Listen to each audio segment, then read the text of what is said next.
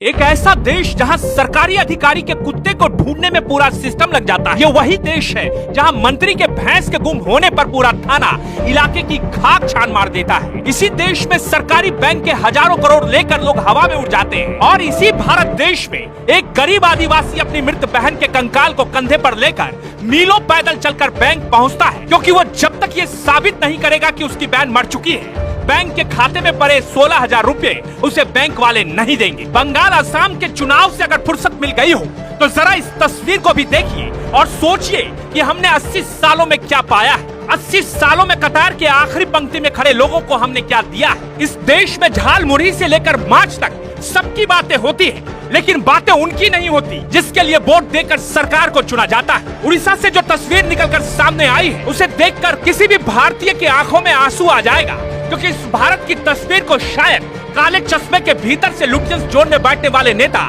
देख नहीं पाते। सरकारी बाबुओं को तो मलाई खाने की आदत लग गई है। इस देश में गरीब आदिवासी की औकात क्या हो सकती है, इस तस्वीर को देखकर आप समझ जाएंगे। इस तस्वीर में आपको क्या दिख रहा है? ये जो आदमी है, जो दिखने से ही गरीब दिख रहा है, उसके कंधे पर बोरे में क्या हो सकता है? सोचिए, उस बोरे से जो बाहर दिख रहा है वो क्या है? तो सुनिए, इस गरीब से दिखने वाले आदमी का नाम है जीतू मुंडा। जीतू मुंडा की बहन की मौत 2 महीने पहले हो चुकी थी। उसकी बहन ने उड़ीसा के ग्रामीण बैंक में खाता भी खुलवा रखा था।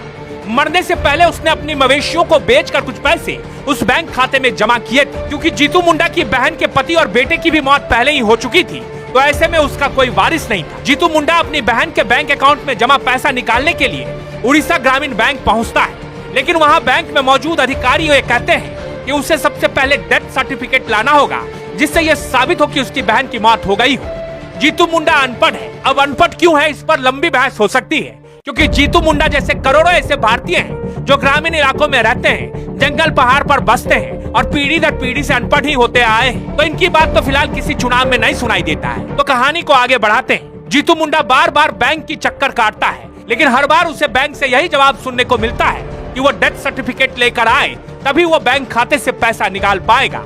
हार कर जीतू मुंडा एक फैसला लेता है। वो अपनी बहन की मौत को साबित करना चाहता है, इसलिए वो सीधे कब्रिस्तान जाता है, जहां 2 महीने पहले उसने अपनी बहन को दफनाया था। उसके मृत शरीर को बाहर निकालता है। 2 महीने में वो शव कंकाल में तब्दील हो चुका था। उसे वो बोरे में डालता है और अपने कंधे पर लेता है और 3 किलोमीटर पैदल चलकर ग्रामीण बैंक के बरामदे तक पहुँचता है। उस ग्रामीण बैंक के बरामदे में वो शव रख देता है। बैंक अधिकारी इस हरकत को देखकर हक्के बक्के हो जाते हैं। वो अंदर से ग्रिल बंद कर देते हैं। ये खबर आग की तरह फैलती है। खबर पुलिस स्टेशन तक भी पहुंच जाती है। पुलिस के अधिकारी दौड़े दौड़े बैंक पहुंचते हैं और फिर जीतू को समझाने लगते हैं। पुलिस के अनुसार जीतू अनपढ़ है और कानूनी प्रक्रिया से अनजान था। पुलिस ने उसे नियम समझाया और जल्द ही पैसे दिलाने का भरोसा दिया। इसके बाद वो अपनी बहन का शव को दोबारा कब्रिस्तान में दफना दिया। कहने के लिए एक मामूली घटना हो सकती है, लेकिन सोचिए, भारत के ग्रामीण इलाकों में रहने वाले जीतू जैसे न जाने कितने करोड़ लोग रहते हैं। इन लोगों के साथ आए दिन सरकारी विभागों में इसी तरह से व्यवहार किया जाता है। एक अदना सा कागज लेने के लिए इन्हें बार बार दोहराया जाता है। बैंक के अधिकारी भी इसी आदत से मजबूर थे। उन्होंने जीतू मुंडा को देखकर ये नहीं समझा जीतू मुंडा की स्थिति क्या है और जीतू मुंडा की मदद कैसे की जा सकती है। उन्होंने जीतू मुंडा को बार बार बहन के डेथ सर्टिफिकेट लाने की बात कही, जबकि ग्रामीण इलाकों में आमतौर पर यह होता है कि किसी के मौत के बाद शायद ही कोई डेथ सर्टिफिकेट बनाता है। जीतू मुंडा की ये कहानी ये बताती है कि भारत में कतार के आखिरी पंक्ति में खड़े लोग किस हालात में आज भी जी रहे हैं। लेकिन फिलहाल आप इंतजार कीजिए 4 मई का, क्योंकि 4 मई को 5 राज्यों के चुनाव परिणाम आने हैं और उसके बाद फिर नेताओं का इंटरव्यू देखिए और मजा लीजिए।